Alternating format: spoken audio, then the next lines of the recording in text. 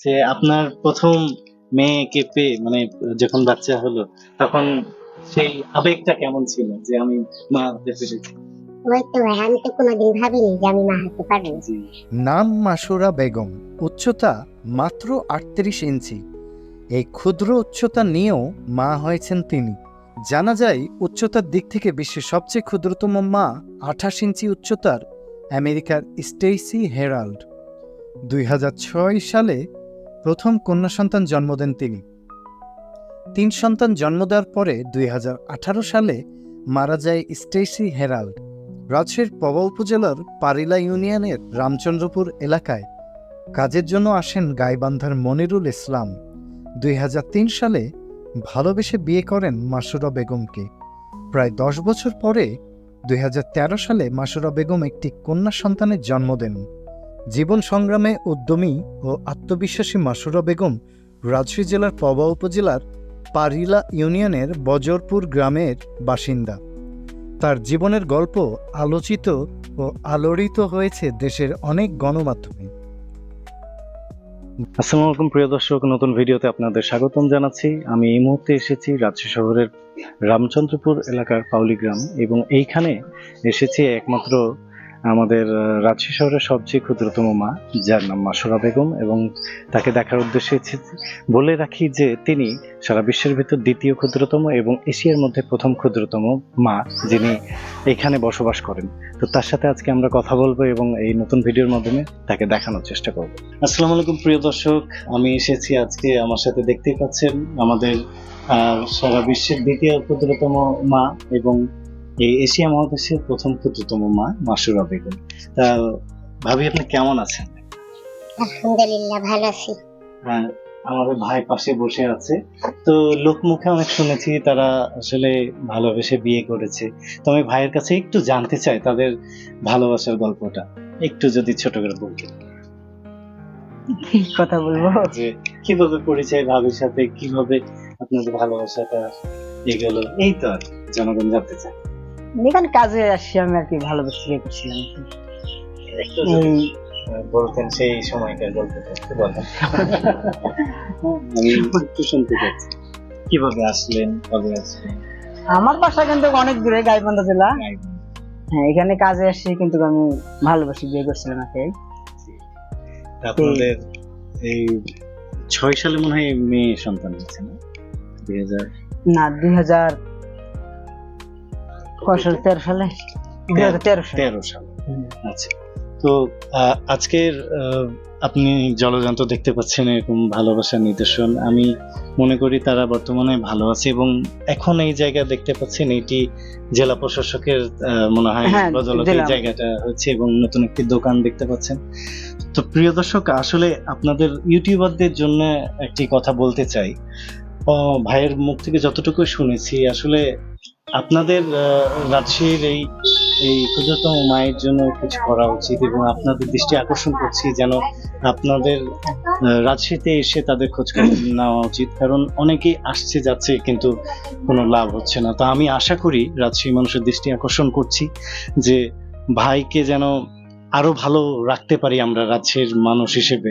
তো এই চেষ্টাই করব। তো ভাই, বর্তমানে কবে এটা সারা বিশ্বে স্বীকৃতি পেল আমাদের মাসুরা ভাবি যে তিনি ক্ষুদ্রতম? 2 বছর হয়ে গেল। 2 বছর না? এটা কি বিদেশ থেকে কেউ এসেছিল বাইরে কিছু? না, বাইরে থেকে কেউ আসেনি, আমার এখান থেকে রাজশাহী থেকে আসছিল। হ্যাঁ। তো বর্তমানে আপনার কর্মজীবন সম্পর্কে একটু যদি বলতেন, কি কাজ করছেন বর্তমানে? এখন আমি ভ্যান চালাই। জি। আর এই যে ডিসি স্যার আমাদেরকে জেলা প্রশাসক দোকানটা দিয়ে দিল। এই দোকানটাতে যা মাল দিছে, যে আমার স্ত্রী একটু যা টুকটাক করে যা একটু 1200-1300 টাকা করে বিক্রি হয়েছে দিনটা, মানে এই এখন 1000 হয়েছে।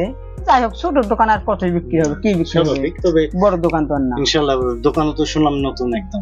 হ্যাঁ, ইনশাআল্লাহ একটু প্রচার হতে সময় লাগবে। ডিসি স্যার আসে এটা উদ্বোধন করে দিয়ে গেছিল। ভাবি, আপনি এখন বর্তমানে কেমন আছেন একটু বলুন।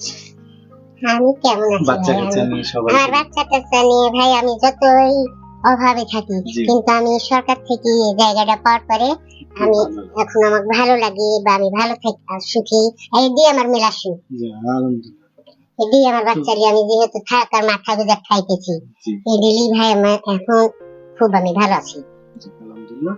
আর ভাবি আরেকটা সবচেয়ে বড় বিষয় যে কোনো আমি জানি যে অনেক মানুষ ভিডিওটা দেখবে, মনের যদি কোনো ইচ্ছা আশা থাকে আপনি তাদের উদ্দেশ্যে বলেন। আমি হয়তো তেমন কেউ না, বড় কিছু না, তবে আপনার ইচ্ছা আশা আকাঙ্ক্ষা আগামীতে কি চাচ্ছেন বা কতটুকু আমরা রাজশাহীর মানুষ হিসেবে করতে পারি এটা একটু এখন বলবেন। ভাইয়া আপনারা কি করবেন, আপনারা বিবিকে দিই এখানে আপনারা আমি করবেন। আমি না ভাবি, এই যে হাজার মানুষ দেখবে তাদের উদ্দেশ্য তো বলতে পারেন যে কেউ তো আছে এরকম মানুষ, হ্যাঁ থাকতে পারে তো, অনেক ইচ্ছাটা আছে। একটু বলতে পারেন যে আমি এটা আগামীতে যদি পেতাম ভালো হতো, এরকম ইচ্ছা। কারো দয়া থাকে হ্যাঁ, হ্যাঁ, কারো হাজার দয়া মানুষ। থাকলে তো হ্যাঁ তো ওরা তো যদি কারো দয়া হয় যে আর একটু কিছু করে দিব, জি, দিলে হয়তো আমার বাচ্চারা রাখলে আমি আর একটু ভালো থাকতে পারবো। জি। আমার বাচ্চারা একটু লেখাপড়া করা, আমার এত কষ্ট হবে না, এখন কষ্ট হয়েছে তখন ভালো থাকবো। আমি ওটাই মনে করি যে ভাবি আমরা শুধু ইউটিউবার না, হাজার মানুষ দেখবে, তাদের মাঝে কেউ না কেউ তো ভালো মানুষ আছে। হ্যাঁ, এবং আমি মনে করি হ্যাঁ দোকান দিয়ে বর্তমানে শুরু হয়েছে, তারপরে কিছুটা অভাব অনটন থাকে। ভাই যেন আর একটু ভালো থাকতে পারে এটাও তো চান সবসময়। হ্যাঁ, তবে পার্সোনালি আমরাও আমাদের দিক থেকে চেষ্টা করব, আমরাও খুব বড় মাপের কিছু না, তবে আমরাও চেষ্টা করব আপনাদের জন্য। আর আসলে আশা যে বিশ্বে সবসময় সারা দেশের ভিডিওতে আপনাকে দেখেছি বা ভাইয়ের গল্প শুনেছি, কিন্তু আসলে ক্ষুদ্রতম মাকে একবার দেখার ইচ্ছা ছিল যে কেমন হয় এই মাটা। আর এখানে আসার জন্য মানে কিভাবে আসতে হয় এটা যদি একটু বলতেন। এখন ভাইয়া কোর্টি থেকে আসবে, এখন আমি কি ঠিকানা মানে দিব? যদি শহর থেকে আসে কেউ, শহর রাজশাহী থেকে আসলে থেকেই বলেন। আপনি তো ডাইরেক্ট তো শহর থেকে আসি বাইপাস থেকে হাট রামচাঁদপুর আসি, যদি বলে যে মাদ্রাসার মোড়ে যাব দুর্গাপাড়িরা, তখনই আসলে আমার জায়গা দেখা দেবে। যে কাউকে বলে হ্যাঁ, যা কি বলবে তাই দেখা দেবে, আমার নাম করুক বা আমার এই যে হাজবেন্ডের নাম করুক তাই দেখা দেবে। ইয়ে আছে তোমার। প্রিয় দর্শক, এই মুহূর্তে দেখতে পাচ্ছেন আমাদের মাসুরা ভাবির মেয়েকে। এটা হচ্ছে আমাদের আম্মুজান। আম্মু আপনার নাম কি? মোহাম্মদ মরিয়ম খাতুন, মরিয়ম খাতুন। কিসে পড়ছেন? ক্লাস 5। ক্লাস 5 এ পড়ছে।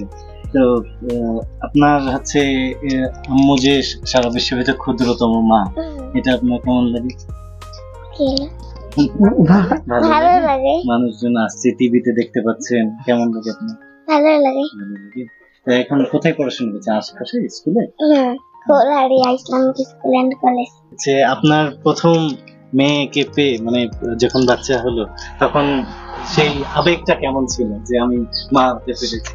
ওই তো ভাই, আমি তো কোনোদিন ভাবিনি যে আমি মা হতে পারবো। জি, যখন আমার বাচ্চাটা হয়েছে তখন আমার আবেগ মনে হবে আপনারা তো ভাবতে পারছেন যে জি। আমার বাচ্চা তো আমার কত ভালো লাগছে, আমি তো জানি ভাই। হ্যাঁ, আসলে এটা মানে আল্লাহর একদম আমাদের দুনিয়াতে জান্নাত দান করেছে মেয়ে মানুষ। আমিও আমারও মেয়ে আছে, এই জন্য বিষয়টা আমিও বুঝি যে আপনার ভাই আপনার আবেগটা তখন কেমন ছিল? আলহামদুলিল্লাহ খুব ভালো লাগছে, আমার মেয়ে হওয়ার পরে খুব ভালো।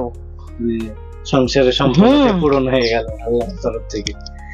11 বছর পরে আমার বিটি। হ্যাঁ, তো প্রিয় হেবি দর্শক, ভালোবাসার মাকে। দেখতে পাচ্ছেন এমনিতেই ভালোবাসার বিয়ে ছিল, তারপরে মেয়েকে পেয়ে পুরোপুরি সংসারটা পরিপূর্ণ হয়ে গেছে। এখন সবকিছুই সুখ, মানে পরিপূর্ণ সুখের একটা সংসার তাদের। তো আমি তাদের জন্য দোয়া করি যে তারা ভালো থাকুক, এবং দর্শকদের উদ্দেশ্য বলি যে এই মেয়েটির ভবিষ্যতের জন্য আপনারা সকলে এগিয়ে আসুন, এবং আমরা যতটুকু আমাদের পক্ষ থেকেও পারবো আমরা সহায়তা সবসময় হাত বাড়িয়ে দেবো। এটা আমার জন্য হাত না, এটা তোমার চকলেট। ওকে, আর আমি আবার ফিরে আসবো, তোমাদের জন্য কিছু করতে পারলে অবশ্যই করার চেষ্টা করবো। হ্যাঁ, আমার জন্য দোয়া করবো, দোয়া করেন ভাবি। ভাই একটু দোয়া করেন, আচ্ছা, ইনশাআল্লাহ। চেষ্টা করবো আরো আলহামদুলিল্লাহ বেশি আপনারা কিছু আরো করতে। বড় বড় জি, ইয়া আমরা আসলে বড় কিছু না, তো আম্মুর জন্য আমি নিজে থেকে যদি পারি, আমি কথা দিব না, আমি ওর জন্য কিছু নিয়ে আসবো আগামী থেকে আসবো যখন। প্রিয় দর্শক, আজকের ভিডিওটি এই পর্যন্তই ছিল। সকলের দোয়া যেন তাদের জন্য থাকে, এবং আমাদের জন্য দোয়া করবেন যেন আমরাও মানুষের সেবাতে নিয়োজিত হতে পারি। দিন দিন যত যাচ্ছে, হ্যাঁ, মানুষের জীবন পরিবর্তনে যেন ছোট একটা ভূমিকা রাখতে পারি। তো ভালো থাকুন, সুস্থ থাকুন, আল্লাহ হাফেজ।